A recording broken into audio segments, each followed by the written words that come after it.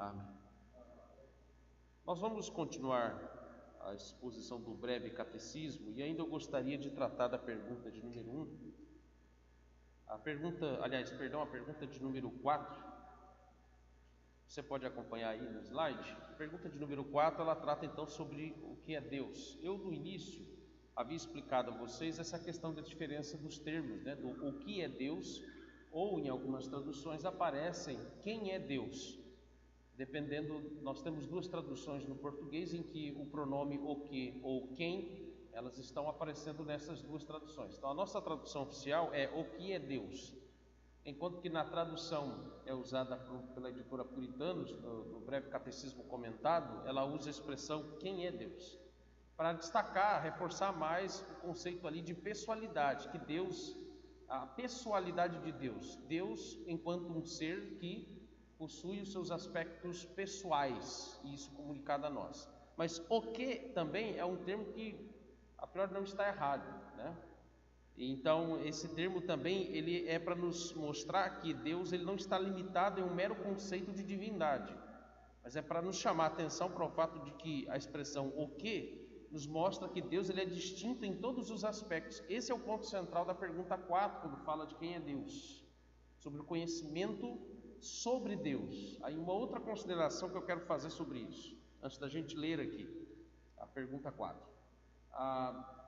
Aquilo que nós compreendemos, tudo aquilo que nós sabemos e que envolve a pessoa, aliás, as três pessoas, o ser de Deus, os atributos de Deus, as qualidades de Deus, nós então definimos isso como o conhecimento sobre Deus. Porque quando a gente também nesse mesmo tema, a gente chamaria na teologia de teontologia, né? É o estudo de Deus. Nós também temos uma outra expressão que diz sobre o conhecimento de Deus. Uma coisa é o conhecimento sobre Deus. O que é o conhecimento sobre Deus? É o que nós vamos aqui verificar. E o que é o conhecimento de Deus? O conhecimento de Deus é o conhecimento dele mesmo sobre todas as coisas.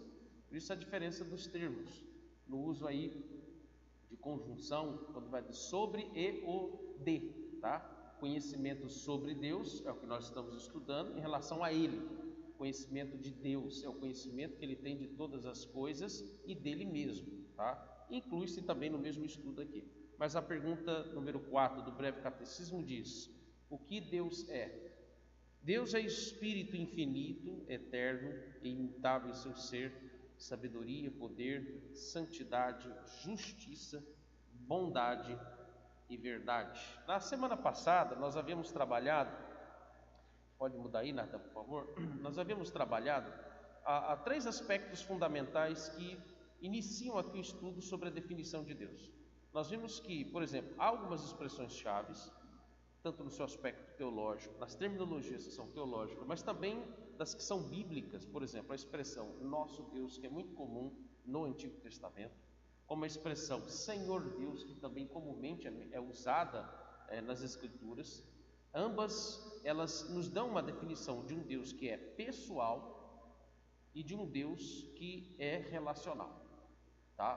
Quando diz a expressão nosso Deus e Senhor Deus, elas estão nos apontando para esse aspecto que é o fundamental no que diz respeito ao conhecimento sobre Deus, tá? O nosso conhecimento sobre Deus, a importância de conhecermos a Deus, eu estou até adiantando um aspecto aqui da aplicação, mas é necessariamente para que a gente possa se relacionar com Ele conforme Ele quer, a maneira como Ele quer ser tratado, a maneira como Ele quer ser visto e a maneira como Ele se revela a nós, tá? Então, essas expressões nós vimos que elas não estabelecem aqui um mero conceito sobre Deus, mas elas estabelecem aqui algo além sobre. Se você deseja, por exemplo, conhecer alguém, você primeiro quer saber o nome dela, você quer saber aspectos que envolvem questões particulares, ou pelo menos aquilo que é possível saber dela, né? Então a mesma coisa se aplica ao conhecimento de Deus para que possamos ter comunhão com Ele. Dois textos que basicamente nós vimos. Então, pode mudar, meu filho? Isso. É o texto de Deuteronômio capítulo 6, verso 4 e o texto de Hebreus capítulo 11, verso 6. O que ele nos diz lá? Ouve, Israel. Essa expressão, quando usa aqui um elemento sensorial do corpo humano, ouve. O ouve, sempre quando é mencionado, é porque aqui está se estabelecendo uma relação entre Deus e seu povo. Como é que é essa relação entre Deus e seu povo? Ele fala e a gente ouve. É assim que funciona. A gente também fala com ele, mas esse é muito propício ao momento que a gente tem aqui da reunião de oração, né? Que nos propõe exatamente isso. Primeiro ele fala, depois nós também nos expressamos em relação a ele, como resposta àquilo que ele fala conosco. Então, ouve Israel. Israel é o nome íntimo que Deus dá para o seu povo. O Senhor, olhe bem as expressões que a gente acabou de verificar no início lá. O Senhor, nosso Deus, é o único Senhor. Essa é a primeira definição que se dá na relação que Deus quer com o seu povo. E Hebreus 11:6, lá no final a gente vai tratar desse ponto, que é: de fato, sem fé é impossível agradar a Deus, porquanto é necessário que aquele que se aproxima de Deus creia que Ele existe e que se torna galardoador dos que o buscam, que é o aspecto que envolve o relacionamento entre o seu povo e Deus, né? Numa linguagem mais aqui pactual. Como eu havia dito, né? Pode mudar, meu filho. Como eu havia dito, conhecendo a Deus, eu destaquei aqui dois nomes que você pode observar e que aparecem frequentemente no Antigo Testamento, que são esses dois nomes aqui que você está vendo. Não sei se alguém aqui conhece um pouquinho de hebraico, se consegue identificar quais são esses dois nomes. Mas está fácil porque sempre a gente tem mencionado eles aqui. Quais são os dois nomes que aparecem inicialmente nas Escrituras? Elohim é o primeiro aí, isso, Yahvé, ou alguns pela pronúncia Javé, né? Yahvé, né? Então, o primeiro aí em cima é exatamente o nome Elohim. Só para rapidamente uma curiosidade para que vocês aprendam um pouquinho aí que é interessante da língua hebraica, né? A língua hebraica, ela não é formada de vogais. A nossa língua, as línguas ocidentais, é essencial as vogais. Por quê? Porque elas definem um som daquilo que a gente vai pronunciar. O A, E, I, O, U, né? Mas na língua hebraica, na maneira de se escrever o hebraico original, não se tem vogal. Você identifica o som da vogal a partir da construção da frase e pelo que você ouve. Então, tá vendo essas bolinhas, esses tracinhos que ficam embaixo das consoantes? Isso tudo é vogal.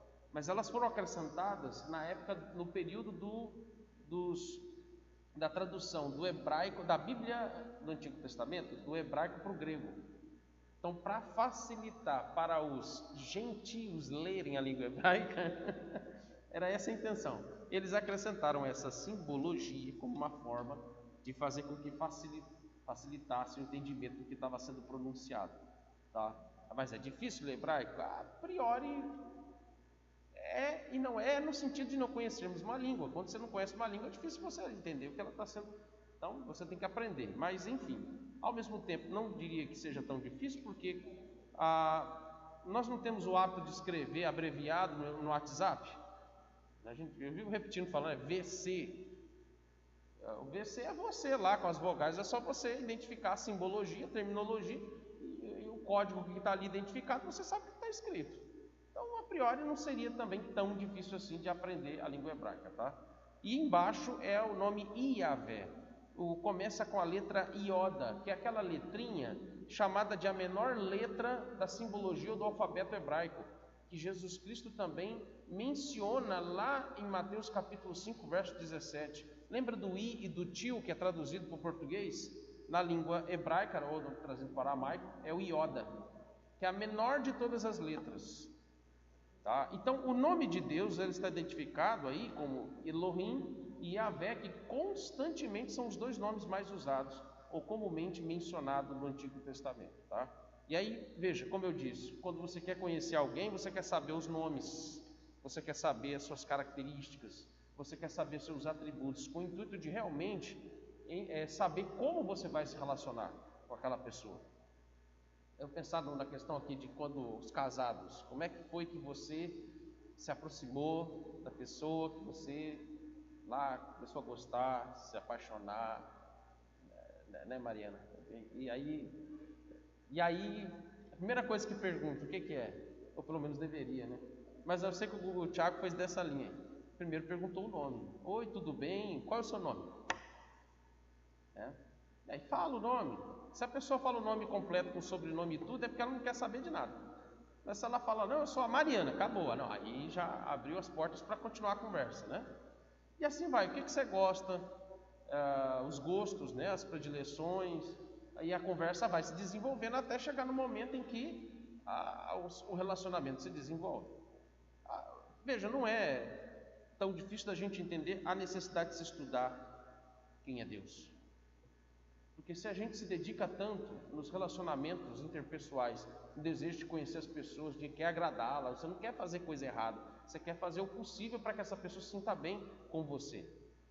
Bom, e Deus? Esse é o ponto. E Deus? Como se relacionar com Deus? Tá? Bom, aí nesse aspecto entra os atributos de Deus. Próximo slide, meu filho. Os atributos de Deus. Nós já havíamos visto também que os atributos de Deus, eles são divididos pelo menos aqui em 3 categorias. Nós temos os atributos de pessoalidade, os atributos de soberania e os atributos morais de Deus. Eu queria que vocês me respondessem qual a definição de cada um deles. Por exemplo, o que são os atributos de pessoalidade? Eu falei disso semana passada, eu só estou aqui fazendo uma revisão de estudo com vocês. O que são os atributos de pessoalidade? E como vocês podem até me exemplificar o que seria um atributo de pessoalidade, que é diferente de personalidade. Tá? E aí pode até, se vocês quiserem responder, qual a diferença entre um e outro? Qual a diferença entre o que é de pessoalidade e o que é de personalidade? Vai ser bem prático até, para a gente também não delongar aqui.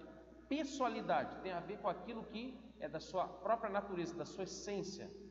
Tá? Por exemplo, alguém aqui é invisível? Não. Nós somos matéria, mas também nós temos uma alma. São elementos que nos mostram aquilo que é pessoalidade. A pessoalidade de Adão, quando ele foi criado, alma vivente, foi criado do pó da terra, e Deus o formou da terra e soprou nas suas narinas, e ele então passou a viver. São elementos de pessoalidades. Deus, quando criou o homem à sua imagem e semelhança, ali elementos também de pessoalidade, que também vai nos levar a elementos de personalidade. Na imagem de Deus, o que Deus comunica ao homem, que também Deus tem, que é próprio da personalidade dele? Oi? Pode falar mais alto para eu ouvir. Tá, mas na imagem de Deus, quando ela diz aí, Deus criou o homem à sua imagem e semelhança, o que significa ali? Quais os elementos que estão contidos quando diz que Deus o criou à sua imagem, à sua semelhança? A imagem de Deus o criou, quando ele fala assim, né, enfatizando. Aí ele diz homem e mulher. Isso é pessoalidade ligado também à personalidade. Porque quando Deus define na pessoalidade homem e mulher, ele já estabelece um preceito de personalidade. A mulher possui uma personalidade distinta do homem também. No aspecto de pessoalidade ali, a mulher, gênero feminino, o homem, gênero masculino, essa pessoalidade, ela está agora ali definida também na personalidade deles, porque homem não pode ser mulher, mulher não pode ser homem. Personalidade, ou seja, aquilo que é moral. Então, pessoalidade são as características naturais que você possui. Quando você aplica isso para Deus, quando Jesus Cristo se dirigiu à mulher samaritana e disse, Deus é Espírito, o que ele está dizendo? A pessoalidade de Deus, um elemento da pessoalidade de Deus. Quando você vai para a pergunta e resposta do Catecismo Maior, quando ele diz, Deus é Espírito infinito, eterno e imutável em seu ser, ele citou pelo menos 3 atributos de pessoalidade. Você não é infinito, você não é imutável, você não é, pelo menos no aspecto divinizado, você não é eterno, porque você teve começo. Tá? Então, considerando esses elementos de pessoalidade, o que seriam os atributos de soberania? Ele cita pelo menos 2 aqui na pergunta 4 do breve catecismo. 2, ele citou 2 aí, que é o resumo. No Catecismo Maior ele cita bem mais. E na Confissão de Fé tem uma lista bem maior ainda. Seria interessante a gente estudar e decorar aquilo em casa. Tá? Mas ele cita dois aqui de soberania. Quais são os dois? Poder antes de poder tem uma outra, e sabedoria. Sabedoria e poder fazem parte dos atributos de soberania. E, por fim, os atributos de personalidade, ou eu também aqui, para não complicar, eu coloquei atributos morais. Né? Atributos morais: santidade, justiça, bondade e verdade. Isso, exatamente. Não, tranquilo. Essa cola aí é permitida. Essa cola aí a gente pode usar, não tem problema não. Então, esses são os atributos de pessoalidade, de soberania e também atributos morais. Próximo slide, meu filho. Olha só. Eu gostaria de considerar com vocês exatamente qual é o cerne da pergunta número 4. Esse é o ponto da pergunta número 4. A transcendência de Deus. Quando ele diz então, quando aqui na nossa tradução ele usa a expressão o que Deus é, ele está considerando este elemento que nos distingue de Deus. Por isso que é a expressão o que. O quem também não está errado, mas quando se usa a expressão o que, é porque ele está dizendo o seguinte ali. Qual é a mensagem da parte dos membros da Assembleia de Westminster quando eles elaboraram e formularam os nossos catecismos? Eles estão dizendo o seguinte: você não pode igualar Deus em os seus atributos, na sua pessoalidade, na sua essência, com aquilo que nós somos. Jamais faça isso. E Deus jamais ele se iguala a nós. Deus ele é distinto de tudo aquilo que envolve a sua criação. Então nós vamos ver aqui algumas características que envolvem a transcendência de Deus.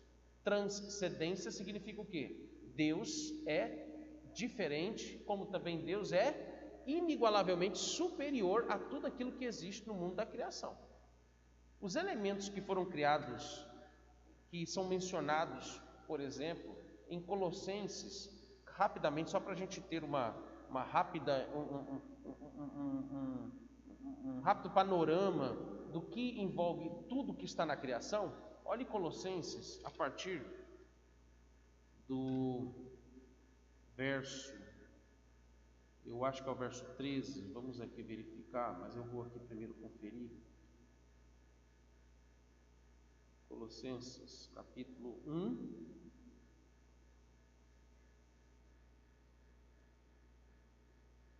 verso 16.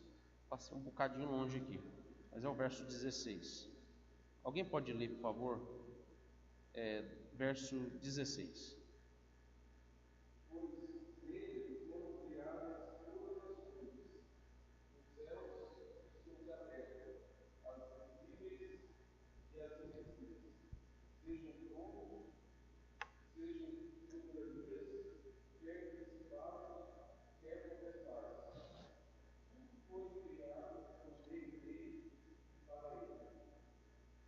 E aí o verso 17, só complementando aqui, quando ele diz, ele é antes de todas as coisas, nele tudo subsiste. A transcendência de Deus é definida no verso 17.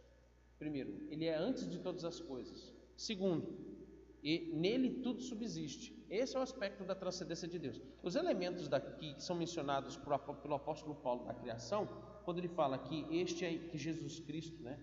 Jesus aqui é a imagem do Deus invisível, enquanto que nós somos a imagem do Filho que se tornou visível a nós. Você só pode conhecer a Deus Pai por meio do Filho que se tornou carne. Isso aqui é fundamental para nós sobre qual é o meio, qual é a porta de entrada para desenvolver um relacionamento com esse Deus. É o Filho. O Filho se torna como nós. O Filho se tornou um ser humano como nós. Ele é a imagem do Deus invisível e ao mesmo tempo ele é a imagem também refletida do ser humano. Ele é homem e Deus. Aliás, eu vou mencionar na ordem inversa para ser didático. Ele é Deus e se tornou homem, tá? E todas as coisas que foram criadas são mencionadas como das maiores, as menores, as visíveis e as invisíveis. Quando ele menciona as visíveis e as invisíveis, ele está relacionando aquilo que é do mundo material e aquilo que é do mundo espiritual. Por exemplo, os anjos pertencem ao mundo espiritual. Os demônios pertencem ao mundo espiritual. Satanás pertence ao mundo espiritual, que tem relações também com o mundo material. Aí essa relação, como que isso, como que é, né? Essa é um detalhe que a gente não cabe para nós agora aqui estudar isso. Em outro momento a gente pode tratar sobre essa questão, tá? Mas o fato é, eles existem, eles interagem, e ele está relacionando tudo que Deus criou, todas as coisas como elas foram criadas, todos os seres vivos, sejam no mundo visível como no mundo invisível, eles são distintos de Deus. Os anjos não são iguais a Deus. Hebreus capítulo 1, verso 14, deixa isso claro. Os anjos, inclusive lá no céu, vão nos servir quando a gente chegar no céu, né? Eles vão nos servir por ordem do Filho, tá? Então, ser humano vai ser ser humano, a gente não vai se transformar em anjo lá quando for para o céu. Isso é uma heresia, tá? Isso é mentira, não vai acontecer isso. Nós vamos continuar sendo seres humanos. O que vai acontecer é que nós vamos ser glorificados. Bom, para eu não fugir do assunto, porque senão a gente vai estender aqui, o que eu quero considerar então com vocês são essas características. Aqui no slide nós já temos a primeira característica. A primeira característica então é quanto sua posição. Já depois a gente vai ver que a segunda característica envolve a sua forma e essência. A terceira característica envolve a sua condição intelectual. E a quarta característica, quanto à sua transcendência, envolve a sua moralidade. É como a gente estabeleceu no processo aqui. A primeira característica, nos revelando a transcendência de Deus, é quanto então à sua posição.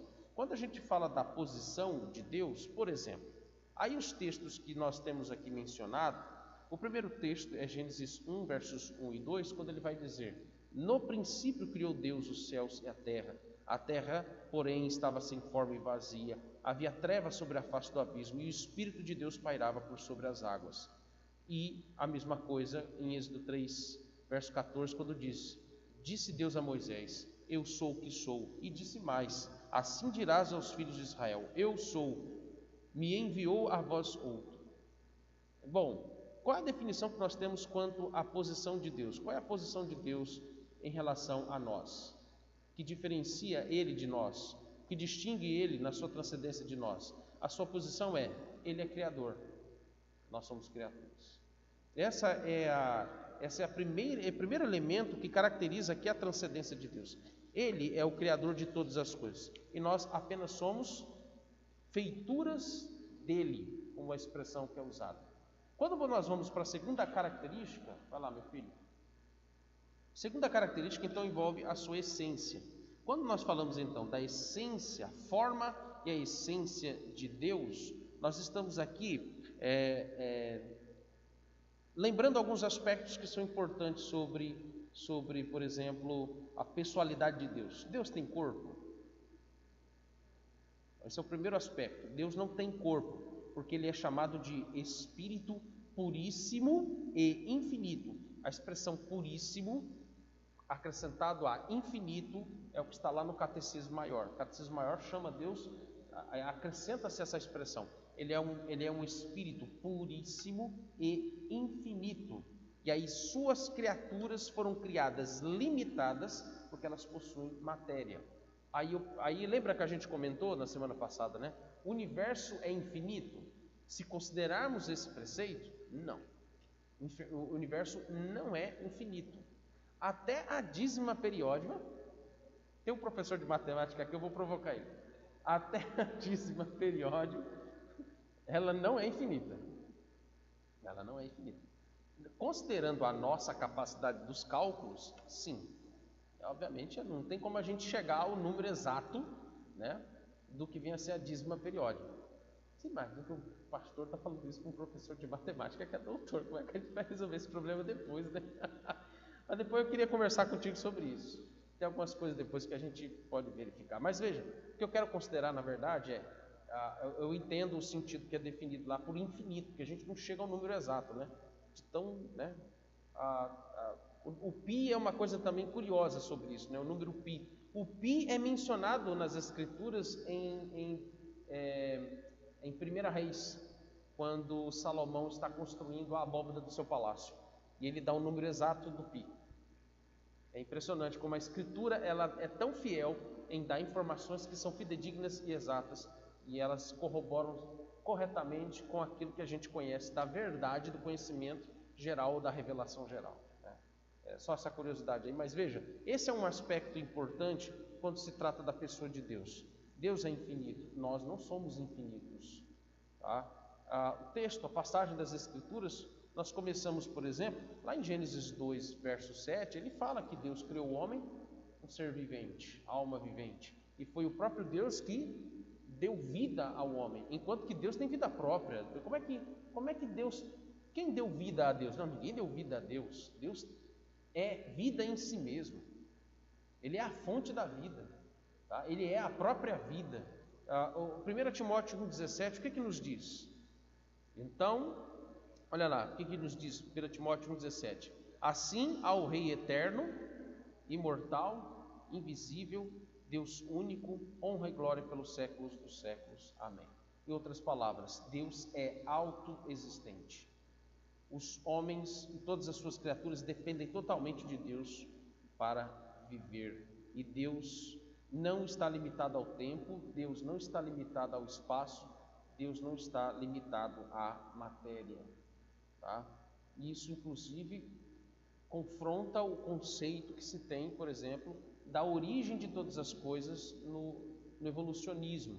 O evolucionismo vai dizer que a origem do universo, ela se dá por meio da matéria, e a matéria, no conceito evolucionista, ela é eterna. Na perspectiva evolucionista, a matéria é eterna. Não, a matéria não é eterna, a matéria não é infinita. Ela foi criada por Deus. Deus criou todas as coisas do nada. Tá? Algumas passagens que seriam interessantes depois vocês lerem em casa, para a gente também aqui não se estender tanto. Leiam depois Êxodo capítulo 6, os versos 2 ao 8. E leiam também Jó capítulo 11, dos versos 7 ao 11, se você quiser anotar aí, depois eu posso passar para vocês também. Então, essas passagens de Êxodo capítulo 6, do 2 ao 8, Jó capítulo 11, dos versos 7 ao... Aliás, Jó capítulo 11, versos 7 ao 11. Salmo 90, verso 2. Salmo 90, verso 2, eu quero ler. Antes que os montes nascessem, se formassem a terra e o mundo, de eternidade a eternidade, tu és Deus. E depois leiam com atenção o Salmo 139. O Salmo 139 é preciosíssimo, lá até o verso 12, em explicar e nos mostrar esses elementos que nos revelam essa transcendência de Deus quanto à sua essência e forma, né? Tá? A gente acabou também de ler o texto de Isaías 40, falando exatamente disso. Bom, a terceira característica, próximo slide, meu filho, por favor, envolve aí a sua condição intelectual. Aspecto da condição intelectual é onde entra aquilo que a gente, como eu disse no início, do conhecimento de Deus. Que conhecimento Deus tem de todas as coisas? Jamais será o mesmo que...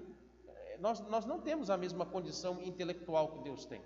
Tá? A condição intelectual de Deus envolve a sua sabedoria, que é perfeita, em segundo lugar, que é infinita. Esses são os dois aspectos que eu quero destacar sobre o conhecimento de Deus. No sentido que é perfeito, Deus não erra, até porque tudo aquilo que foi criado e todas as informações da sua criação, elas são exatamente corretas, fidedignas, exatas, e Deus sabe todas elas de forma fidedigna, sem erro, sem nenhuma contradição. Deus não esquece daquilo que Ele mesmo criou, fez e aquilo que Ele mesmo controla. Tá? Ele é a fonte de todo conhecimento daquilo que a gente sabe, ou daquilo que a gente pode, ou que nos possibilita descobrir e desenvolver intelectualmente. Ok? E o aspecto de ser infinito. É infinito porque Deus, Ele conhece tudo sobre si mesmo, e Deus, Ele conhece tudo sobre tudo aquilo que está ao seu redor. Deus perscruta a mente de todos os homens. O salmista, quando diz, Deus olha do céu e vê os homens. A expressão ver pressupõe um conhecimento íntimo do coração de todos os homens.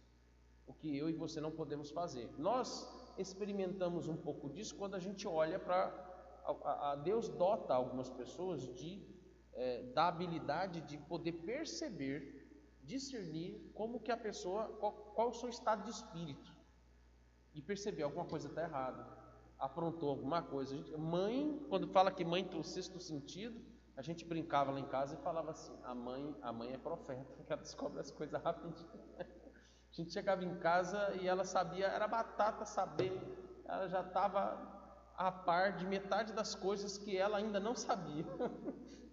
E aí não tinha como esconder. Você não consegue esconder nada de mãe, né?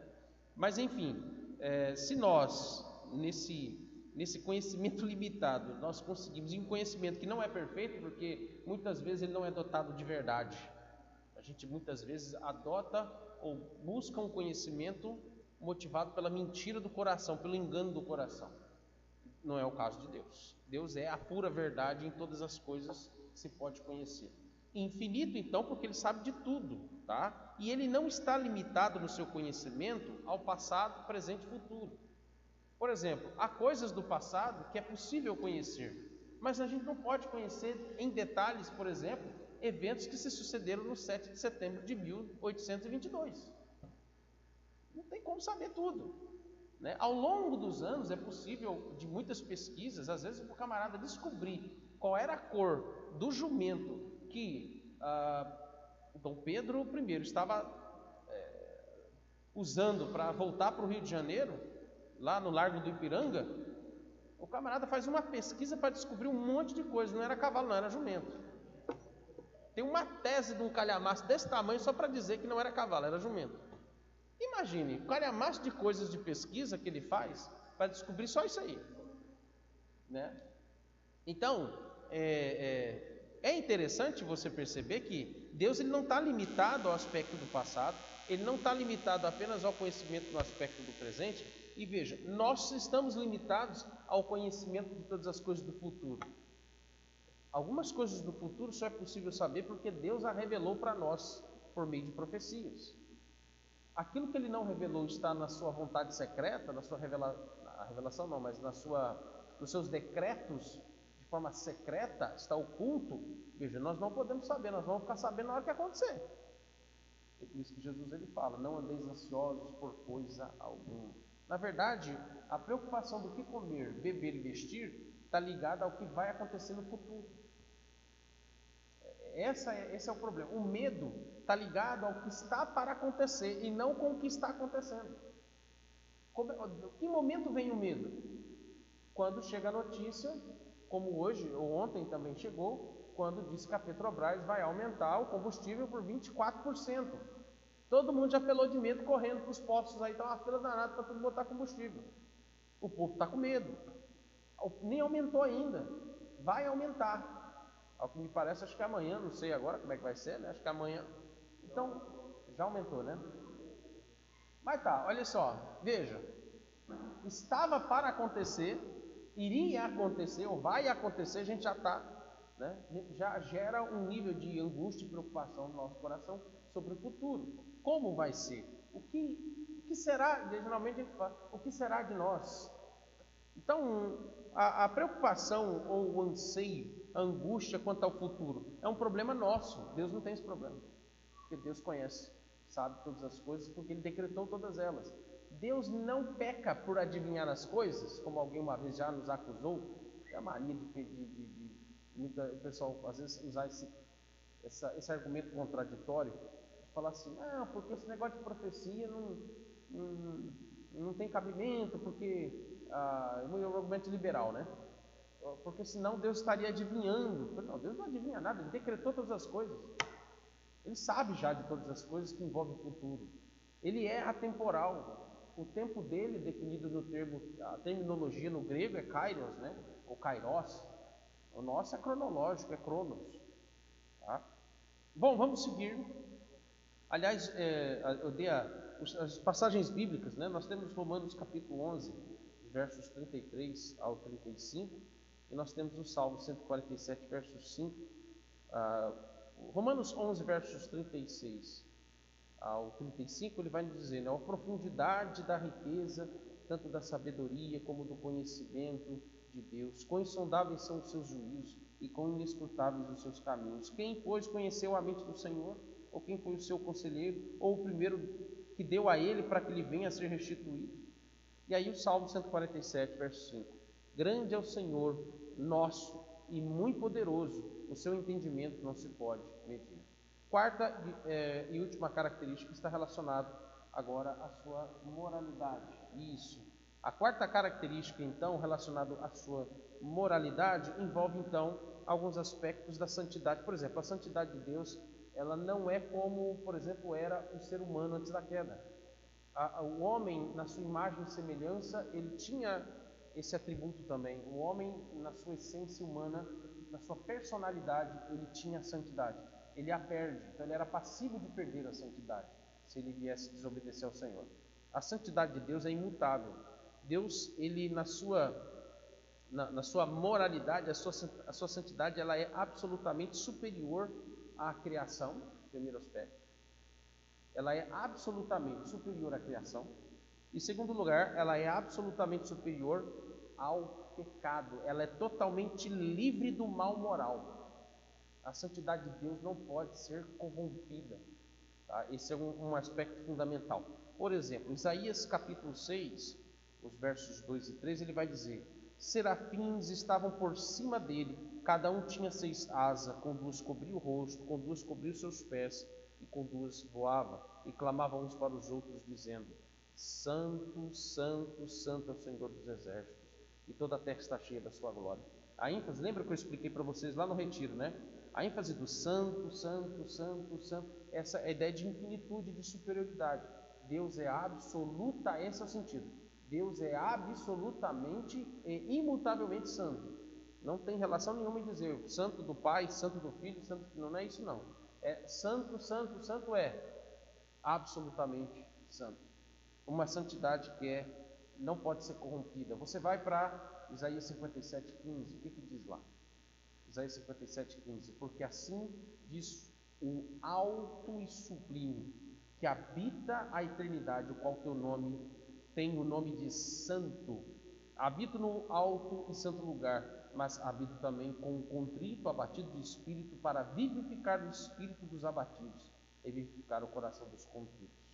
Você vai para Hebreus 1, 12 e 13. Também qual manto os enrolarás, e com vestes serão igualmente mudados. Bom, ele está falando dos crentes que serão glorificados. Por causa do pecado, eles necessitam de uma transformação completa.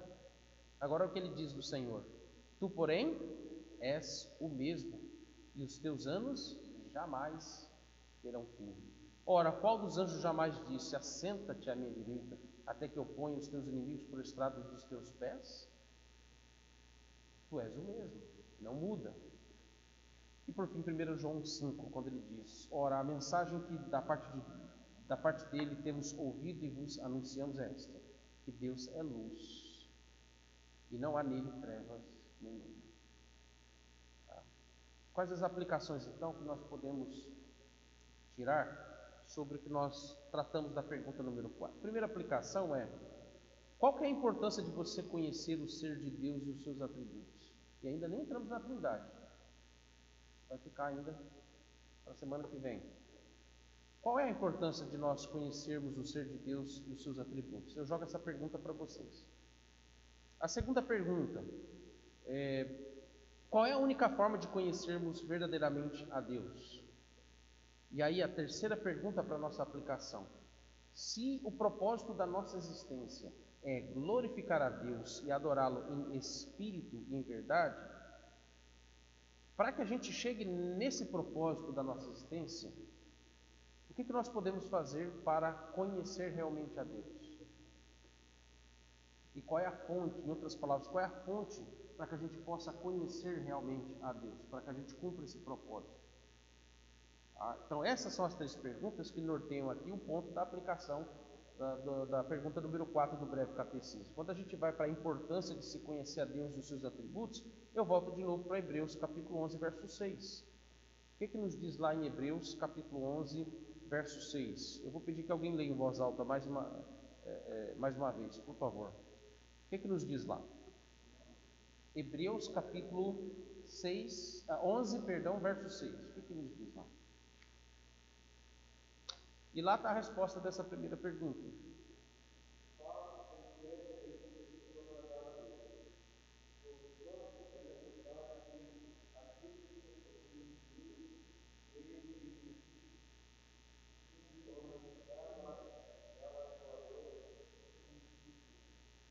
Muito bem. Então, Hebreus 11:6, ele está nos dizendo que se a gente realmente deseja conhecer intimamente a Deus, não está falando só do aspecto intelectual. A gente precisa crer tanto que Ele existe e que Ele é um Deus pessoal e relacional. Tá? Nós não somos agnósticos. Tem a moda, não tem essa moda? Inclusive no meio dos intelectuais tem muita gente assim, né? Que se declara agnóstico. Ou seja, não, eu acredito na existência de um Deus. Mas Ele não está nem aí para a gente, não. Ele falou, eu não tenho obrigação de ficar me relacionando com Ele. Eu não vejo, não sei como é que é. Muitas pessoas que são cultas, intelectuais, não necessariamente só no meio acadêmico, né? Mas geralmente eles tendem a não, a ter esse pensamento, né? De que, apesar de existir uma divindade, um ser superior, eles falam dessa forma, né? Um ser superior, ele não está nem um pouco preocupado de se relacionar comigo, eu também não estou nem um pouco preocupado com isso. Né? Então, essa é uma definição tola, estúpida, sobre a existência de um ser divino, tá? Porque Deus ele nos criou para que a gente viesse se relacionar com Ele. Mas como? Bom, Ele quer que a gente se relacione com Ele a partir da fé. Sem fé é impossível você conhecer a Deus como realmente Ele é, como Ele realmente se revela nas Sagradas Escrituras. E isso depende também agora do segundo ponto da nossa aplicação. Qual é? A única forma de conhecer verdadeiramente a Deus é tendo um relacionamento com Cristo. É você crendo que por meio de Cristo é que nós podemos ter o Pai revelado a nós. Lembra de Filipe quando chega para Jesus e ele afoito diz: Mestre, mostre-nos o Pai. E o que Jesus diz para ele? Eu imagino que Jesus deve ter sido um pouco irônico ali com ele. Ele virou e falou assim: Filipe, estou contigo há tanto tempo que tu não sabe. Jesus tinha um pouco de ironia nas palavras, né? Eu fico imaginando assim, rapaz, meu camarada está andando com o Filho de Deus já fazia quase 3 anos e ele ainda não entendeu que para conhecer o Pai ele precisava se relacionar com o Filho. É isso.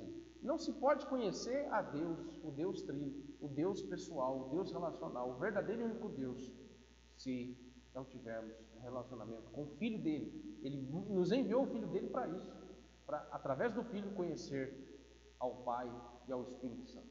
Tá? Terceira aplicação, o propósito da nossa existência em glorificar a Deus nos revela que a única forma da gente realmente cumprir esse propósito ao conhecer a Deus, a fonte desse conhecimento é as Sagradas Escrituras.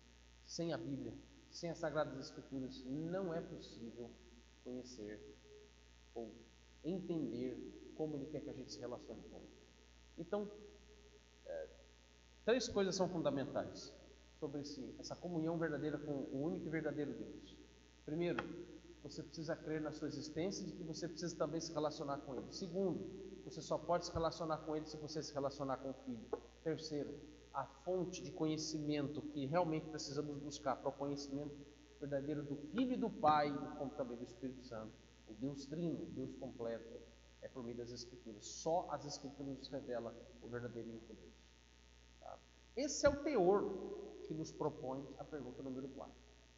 Sobre a Trindade, a gente vai ver isso nas próximas oportunidades, no próprio breve catecismo que vai tratar sobre esse assunto. Tá? Então, por isso que eu não tratei hoje da Trindade aqui na parte que envolve a definição sobre o que Deus é. Isso aí mais para frente. Deus nos abençoe. Vamos ao nosso momento de oração.